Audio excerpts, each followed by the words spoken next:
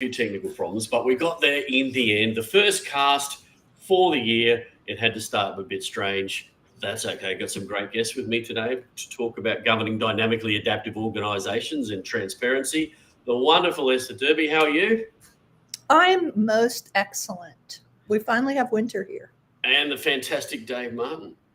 Good morning. That's the best rap you're ever going to get from me, Dave. I know. I'll cherish that one. And the missing James McMenamin. We'll pretend that he's here as well. So that's fantastic. When he wakes up and joins us. Just remember, join us at remoteaf.co. Click the community button. You can find lots of this happening. Sign up for our newsletter, Teamcraft, which you'll find in the show notes below. With all due, we'll get on with it. So we have been talking about a few of these things around the governing dynamically adaptive organisations, and we've circled our way back to transparency. And we've added Esther, who will be joining us from now, which is fantastic. And we'll be talking a little bit deeper into transparency, which I think is a really good thing. And you can see that I've just added in something extra for us to talk to. Esther, you really were the genesis of this. We've been working with you for some time around thinking about transparency and how we can increase the zone of transparency. And we've used your SEAM model in here as well. Talk to us a little bit about why the SEAM model and this transparency piece work together. Well, so the SEAM model looks at the sets of concerns that have to be answered in every organization, no matter what size it is. You have to think about steering the organization, what direction are we going in, kind of the cross-organization decisions. And you have to think about enabling and enhancing your ability to get work done. And you have to actually make stuff. So those are the at a very high level, the concerns that are addressed in the SEAM model. What this image that we're looking at today represents how knowledge is very often bifurcated in organizations. So very often the people at the bottom, the people at the bottom of the triangle, the people who are making stuff, they know a lot about how to get things done, who to talk to work on a particular thing, how the frontline customers are responding. So they have all of that sort of day-to-day knowledge. And the people at the top of the other triangle, I can't do that one with my hands.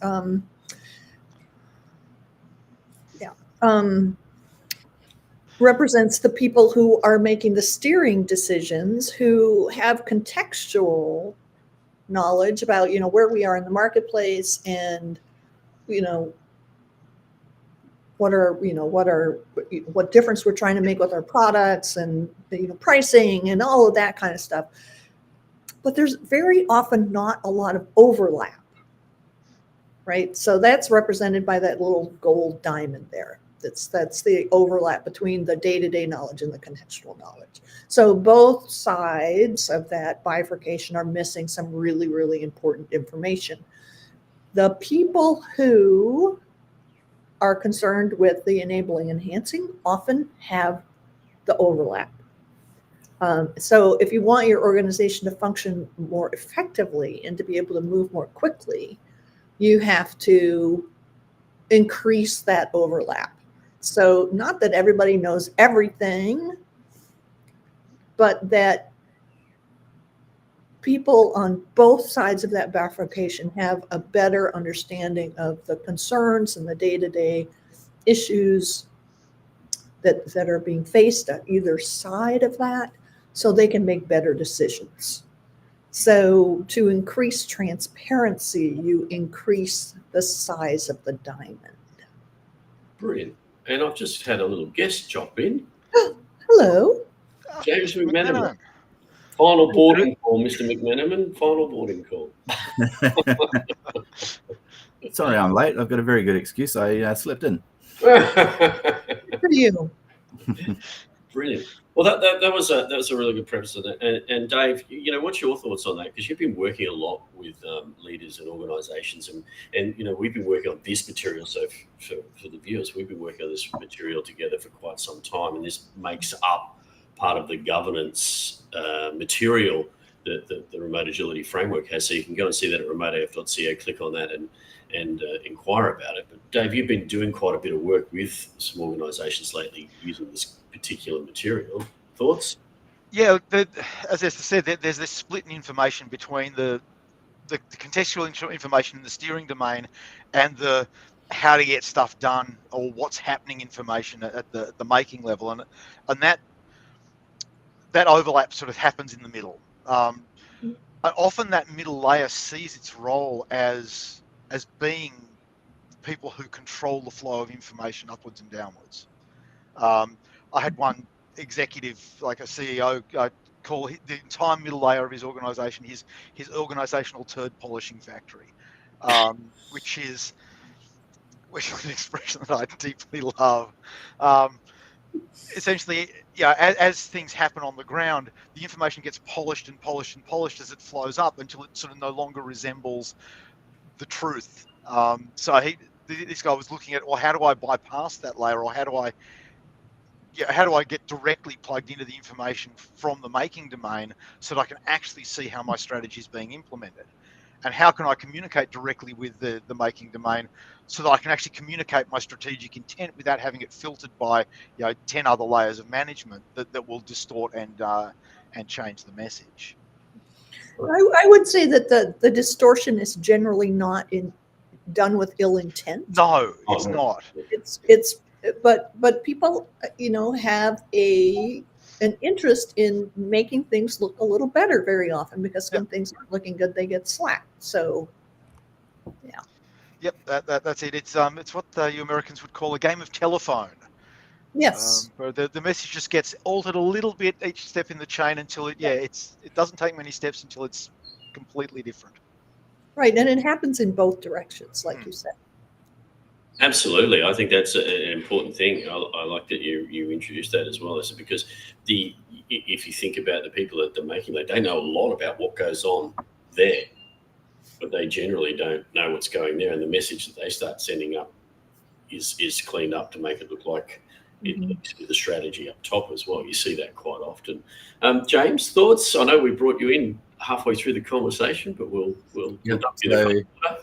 I was having a chat with a board member of a large and important organisation that I won't name, but good governance is somewhat instinctual, right? And a lot of the things he was saying about good governance were a lot of the same things that we're talking about here. And if you think about the old Toyota principles, go see what's going on. If you're trying to govern an organization, well, one of the best ways to increase the size of that diamond is to not have a game of telephone between you and what's going on. Is to go and see what's going on. Go have a stroll around. Sometimes it's great if the people who are doing the work don't know who you are and you're just strolling past and having a look. That's not to say you should spy, but it's to say you should know what's going on. You should have decent understanding of what's going on. Go and have a chat to those people and say, hey, how could I make better decisions? What are the things that you think I don't know? There are limits to go see, though, because if you're in take a Toyota or a large multinational corporation, you can't, as a senior leader, visit every factory, or at least not on a regular basis. So you need to have systems in place that allow that transparency and allow that go see without actually having to physically go and spend your life on a plane traveling from factory to factory. No, for sure. But you can definitely visit some. Yeah, you definitely can. And that gives you a good sense of what's the sort of information that you need and what is the distortion that you're receiving at the moment and how can you address it. So if you're someone who thinks you're in charge of the way an organization is governed, one of the best ways to judge the size of that diamond or judge the effectiveness of how well you've increased the size of that diamond is to actually go and have a look, go and talk to the people. And I've seen some people do that instinctively and immediately, and other people think that it doesn't cross their mind, or they get dragged into a culture of, well, I've got 10 hours of meetings in every 8-hour day, so I'm never going to get to those places. So I would encourage people who think that governance is part of their role to make sure that they leave some space for actually for increasing the size of that diamond by having communication across the whole of the organization, going and talking to people who are at the coalface. Yeah, and the communication isn't just about what's happening at the coalface, as you call it. It's also the contextual information about, why are we making these decisions? What is the change we're trying to make in the world? What are some of the pressures we're under? Because that's the kind of stuff that very often, kind of keeps people stuck in a sort of wait and see, must be told what to do, because they don't have the information to make good decisions. Mm-hmm. So, and actually that happens both ways, because very often the people in leadership don't have good information about what is the actual capacity and capability of the organization. Yeah, 100%. And what gets in the way of people, doing excellent work. Well, I think there's an overlap in this as well. We talk about leadership as one of the other pillars, but there's an overlap into that, and it goes to something I know is very close to Dave's heart, because he always talks to leaders about. So he's stuck in execution, right? Leaders get themselves stuck down in that execution layer, and as you said, not with any bad intent, but it's because they don't have that transparency of the information. So they've got just as much issue with the bifurcation of the knowledge either way. Yeah, you see a lot of organisations where, because the leaders either don't have the information or don't trust the information they're being given, they try to increase that transparency diamond by personally diving down into the execution of everything. So you see, very senior people who are in, steering committee meetings all day for various projects, which is really not what they should be doing. They're getting stuck in the execution details rather than being informed about how their strategic intent is being implemented, and then using that to modify their strategic intent to guide the organisation. You get a lot of these organisations, and if the CEO or if the senior execs are stuck in execution, then the whole organisation gets stuck in execution and can't do anything but the making. Maybe the wrong thing. Yeah. They are probably then making the wrong things because they're now disconnected from steering. They're probably making it in the wrong way because they're also not doing the enhancing and the enabling piece. Mm-hmm. All they're focusing on is just execution of stuff. Mm-hmm.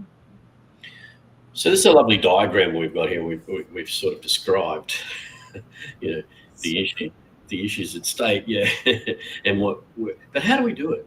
How do we take it from there to there? What are some of the things that we can start looking at? Thoughts, team? Esther? Well, I think it is not sufficient to talk about the company strategy just in terms of numbers. And I think it's not sufficient to talk about it just at an all-hands meeting, a couple times a year. I think it is super important to make sure that people throughout the organization understand enough about the context and the business model and the value proposition that they stand a chance of making good decisions, right? And it's not that everybody makes every decision, but there are just a certain class of errors that you're going to avoid if people understand those kinds of things. So it's talking about it and talking about it in a way that connects to the work that people are actually doing. What's James? Firstly, I remember seeing this diagram, something like it, for the first time at a conference where Esther was presenting, I think at Agile Australia, and I thought it was amazing. I thought it illustrates something really important, really clearly and simply.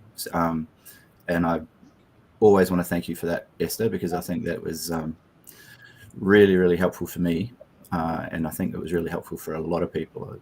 And I've been grateful to steal/borrow it through this whole process and adapt it for the governance work that we've been doing. So thank you very much, Esther.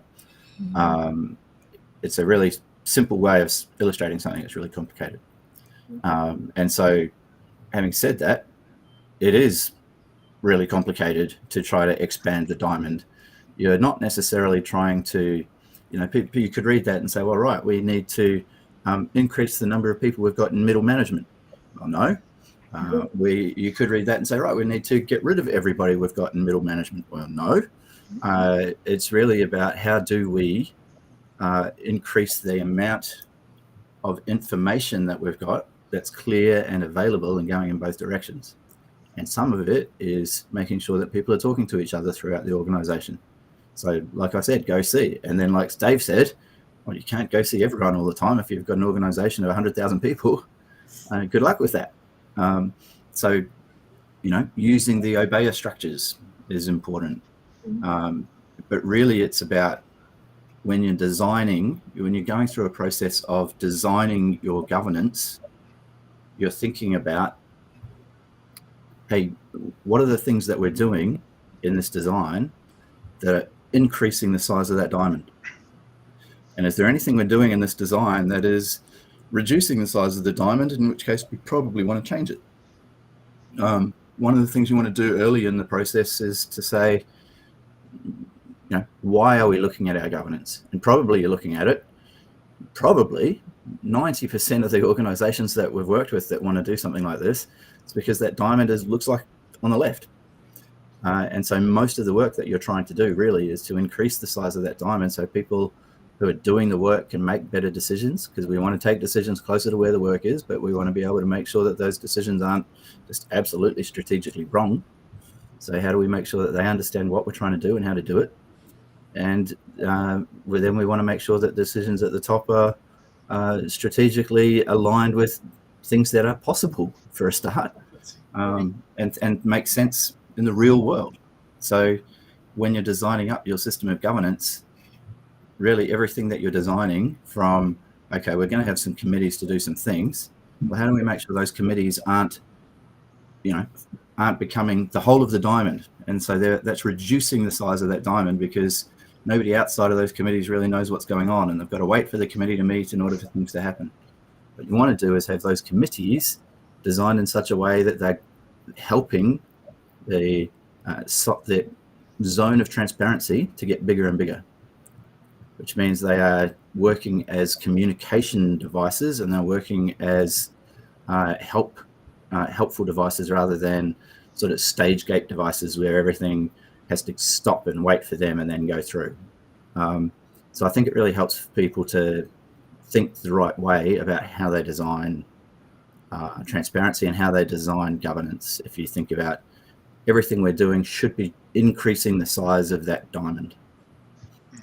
So I just want to add at this point to what you were saying. The diamond doesn't just get taller but stay really skinny. It also gets wider, which sort of implies that along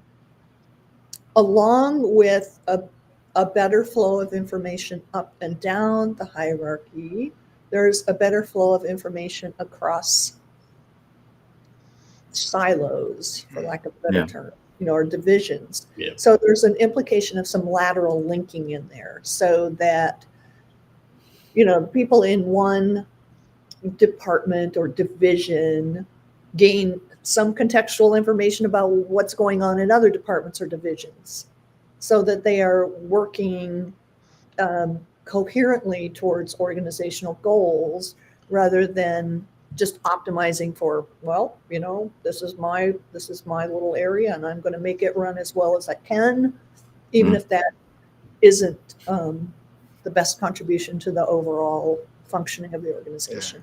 Yeah, I think an important thing is so I thought you were almost going to say collaborative connective tissue. No, that's your job, Tony. That horizontal flow of information connecting with vertical. But to that point, and I think we see that in organisations. The one I want to pick up on there, Esther, that you mentioned, is the siloing, because we see that organisations implement matrix models. They create not geographic silos, but internal geographic silos, which then stops that flow of information horizontally. So you've got to think about it both, as you said, in that. But the other question I get a lot, which I'll throw to your team, is that don't we just make everything transparent then? Dave? Only if you want people to drown in information. I just want to do a quick bit of yes-anding on something that James said a little earlier.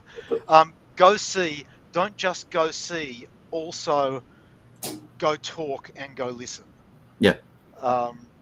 Because you need that. It's not just go and look at what's happening. It's go and talk to people about your perspective and listen to their perspective as well. But to answer the question you actually asked me, it was you can't just drown people in information. What you need is the right information at the right time to the right people. So I think organisations need to be really intentional about the way they design the information flows so that they can maximise the zone of transparency while not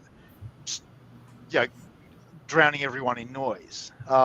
I was working with a CTO recently who was getting reports from programs. He was saying, this doesn't meet my needs, and they'd go and add some more information to the pack, and he'd say, well, it still doesn't meet my needs, so they add some more information. He had these 100-page reports that just weren't doing the job. And we actually had to sit down and go, what is it you actually need here? And we pruned the whole report down to 6 key bullet points that actually gave him the information that he wanted. And that's really what the zone of transparency is about. It's not about just throwing information at people and having the CTO wade through 100 pages of detailed bug reports. It's about giving him the perspective on when is this thing likely to be finished based on the projections of fixed versus raised and stuff. That's the information that he needed. Let's design that intentionally. And we need to do that across the whole organisation. And there's also some things in the organisation you can't make transparent. People's HR records, probably not a good idea to make that transparent. There's some things that you legally can't make transparent. Bearing in mind all that stuff, what can we make transparent? What should we make transparent? And in what format should we make it transparent? You don't want to give everyone all of the raw data. Some people need a summary, some people need whatever it might be. So you just gave me a flashback to when I was a programmer, and I worked for an investments complex and a financial services, and we had this big, massive programs called the report system, and it would spin through the entire, several 100,000 records about securities, and then produce several hundred reports, each of which contained specific information in a specific way for specific people to do their jobs. So nobody got 100-page report, right? They got several pages that were really tightly designed to what they needed to get done in their job. Right. So, and sometimes that was summary information, sometimes it was a detail, sometimes it was a combination of the two. But, they weren't overwhelmed with the information from several 100,000 records. They just got what they needed. Yeah. My background is in designing security and access control systems for sort of large secure buildings, and one of the key rules is you never show an operator more alarms than are in their remit. So you don't show an operator all the alarms in the building, you show them only the ones that they're supposed to deal with, otherwise they just get drowned in noise. And they don't respond to the actually important stuff. I call it sensible transparency.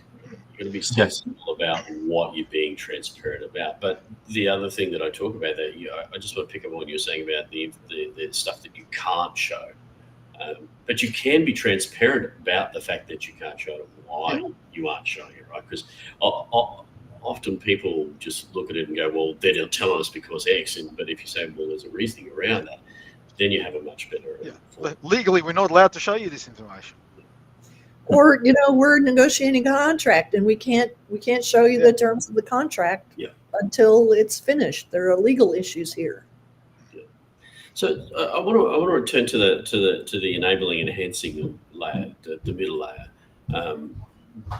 because they do get a bad rap sometimes, right? And I think you hit that on the head, Esther. It's not intentional. However, it does become a cottage industry in a way of actually living, if you like. So I think the question there, team, is how do we help that group? Because I think sometimes people basically just say, you're doing a bad job, or you've held on.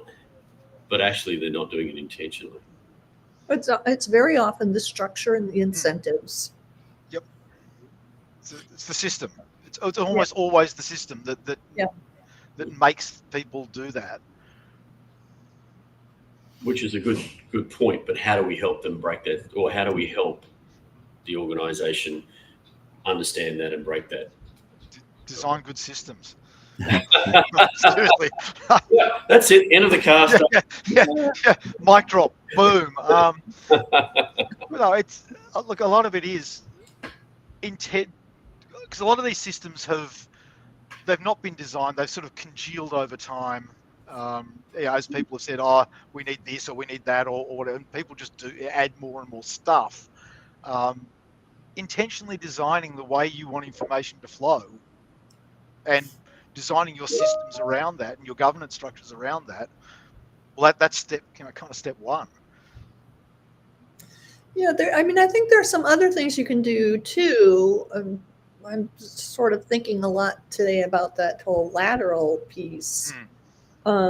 Just because mostly people are incented in organizations to look up to the people who are going to promote them and look down at the people they're responsible for, but not look across, right, to the people in the next department or the people in the next set of teams or people in another division.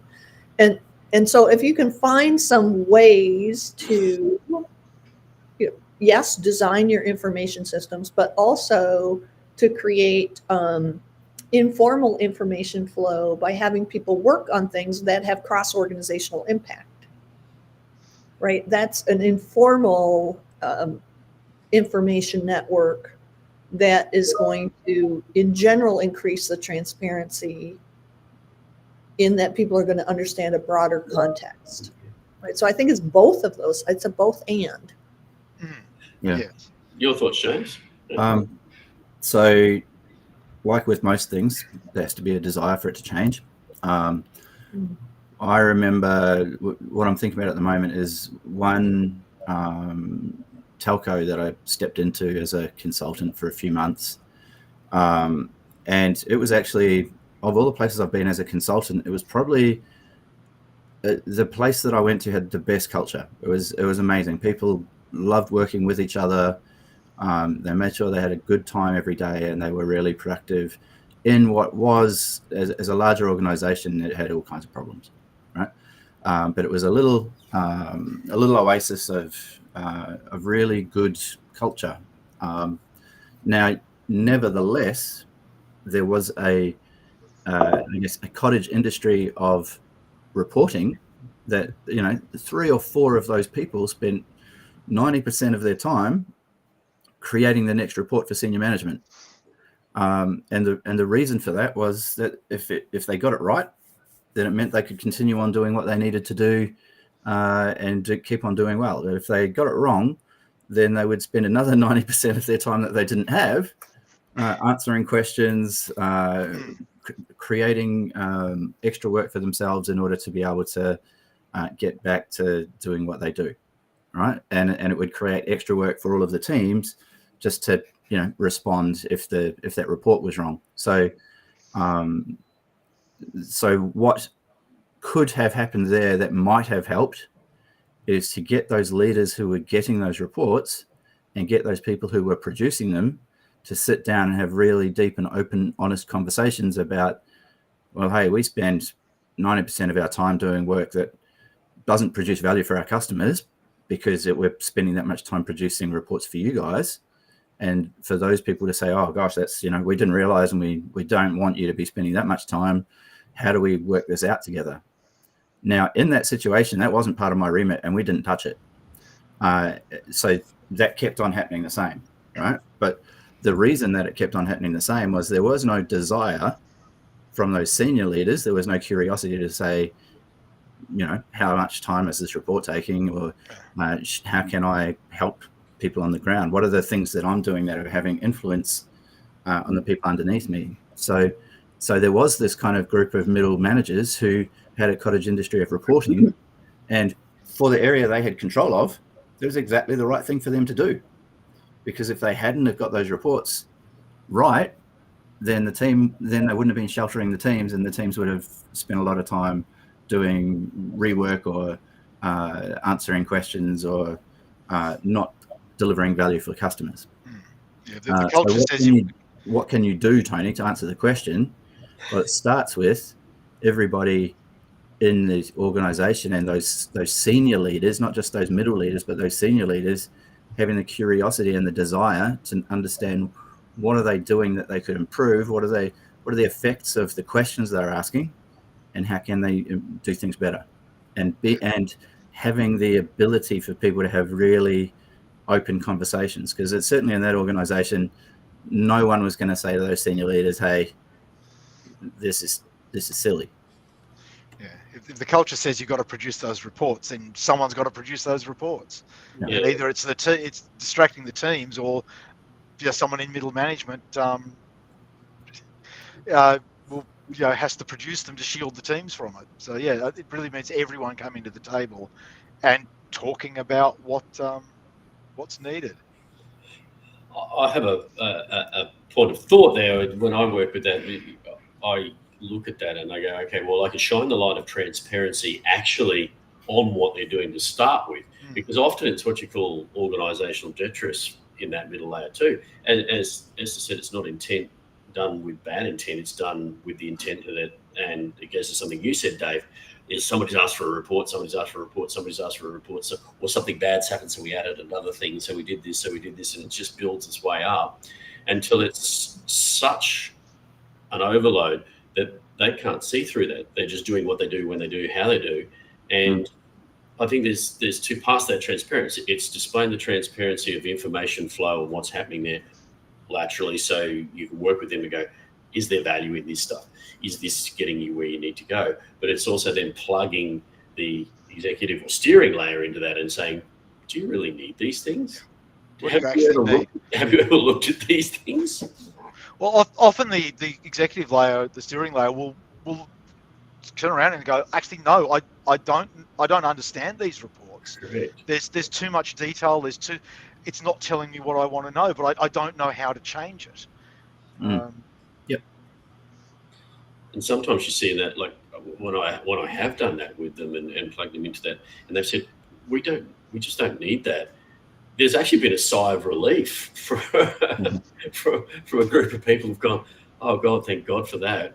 How much time are we regaining from that? So I think to your point, Dave, they don't know how to do it because a lot of the time they don't see it. So transparency is like this double-edged sword, I suppose. Yeah, and as you said, often you get like process creep. Something bad happened, therefore we put an extra control or an extra thing in the report, and so that doesn't happen again. There's, quite famously, after one of the space shuttle disasters, NASA reviewed its how to launch a space shuttle process and removed 200,000 pages from that process. Yep. Because over decades, every little thing that had gone wrong got added to the process, and people were just drowning in this noise, this process noise, and weren't able to focus on the real issue, like large lumps of foam falling off the external tank. I think there's an interesting comment that just came up. That people often don't have the time for curiosity, and I was thinking about that as you were talking, James, that very often people are just so into the busyness that the curiosity about what we could do differently, or are we spending our time the right way, there just isn't space for it. Yeah. And in the interest of transparency, I choked myself on my tea. Tea drinking is a dangerous sport. Really, it's just tea, but still. I think Escalate's Quick just posted a... Yeah, that was the comment that Esther was talking to. So I think Escalates Quick is one of our regular listeners. Yeah, I think Dave's alarm analogy is good. If if senior people are seeing too many alarms, they have trouble sorting. That's it. And it's a complete overload, right? the way we always designed it back in the alarm days was senior people did not see more alarms. They saw alarms from a wider area. So, and the temptation always was, well, I'm in charge of these 3 areas. I need to see all the alarms from all those 3 areas. The answer was, no, you need to see the vital alarms from those 3 areas. You don't need to see the noise. You need to see the ones that aren't being handled, or the ones that are being escalated, or the 4 alarm fires. Yeah, the really critical ones are the ones that bubble up to you. You don't see everything, but you see it across a wider area. So how do you broaden the scope of what the leaders are seeing as they get a broader scope in the organization, but without giving them all of the detail?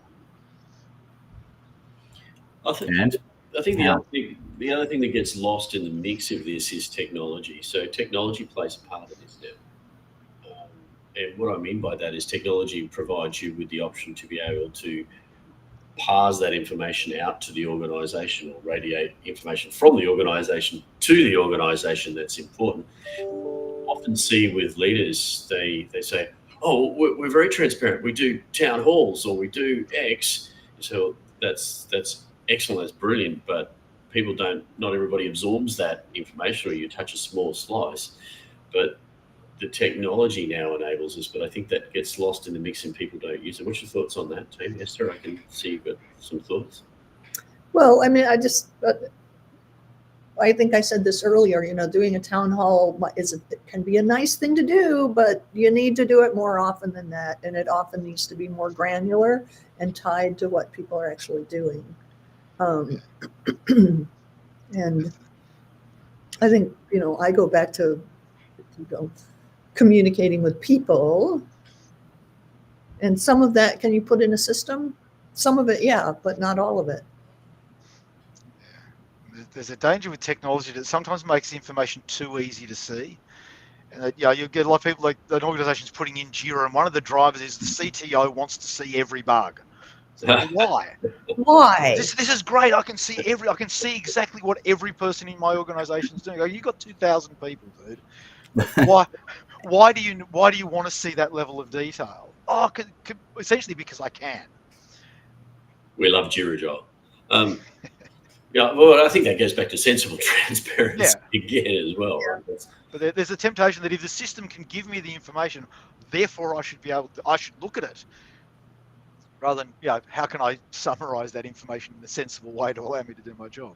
Yeah. So I think there's a balance of the technology, because you either see it either goes to overload or it gets lost completely, and they don't use it at all. And so I think it's when you're setting this and you're looking at your zone of transparency, as you said, you're trying to expand it both ways. How do you use that technology? What's the technology that gives you the best bang for buck and is accessible to your organisation? Take Remote AF, for example. When we created the community, we had a community within a particular platform, and we had a really great hubble bubble and conversation of people, and it was really good. We moved it to another platform and we lost that. And so then we polled, our group, and it turned out that they had a total preference to Discord, for example. And since moving back to that, you have people interacting again, but that's that transparency mechanism, right? Yep. So you often see that things put in place that they're not fit for purpose, or basically it's just because they're the right bang for buck at the time. Yeah. All right, we're getting very close to the end of our time, even though we had a few false starts and we've had Esther imbibe tea in the wrong way. Extreme tea drinking. Oh yeah, there you go. Yeah, extreme tea drinking. I like that. If we think about this and you're talking to organisations about this, or somebody's thinking about this transparency, where's the best place to start first? Because that's what I get asked a lot. So that's an interesting thing for me. If I've got executives, they say, and that goes back to Dave's, well, how do I start this journey? What do I do? Thoughts? Well, my answer is going to be the first thing I said in the conversation, which is go and chat to people. Go talk to the people on the ground, have a decent understanding of what's actually happening in your organization. So that gives you a sense of where are the problems with transparency. Where are people doing things that I never intended should need to be done at all because that game of telephone happened, and how can I then start to think about what I can change, and what are some simple things that I could do as a senior leader that can help the people who are trying to deliver for our customers every single day. So my answer is start with that, get yourself some simple insights, and then share them with everybody and do something about that. That would be my simple answer to start. Esther? What he said.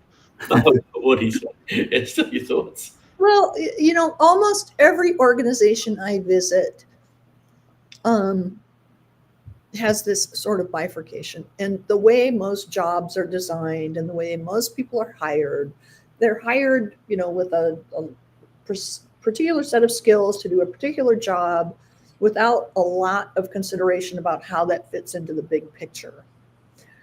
So most of the organizations I visit, not all of them, but probably the vast majority, I'd start by just talking about who are our customers, how do we want to make their lives different, what's our value proposition, how do we want to treat our customers, how do we want to treat each other. So I think that's a good place to start, is just talking about, why are we here, what are we doing, who are we doing it for, what's the difference we want to make, and how does it relate to the work you do? Because very often those jobs are so atomized that it's hard to connect, what I am doing day to day to what's the goal of this organization.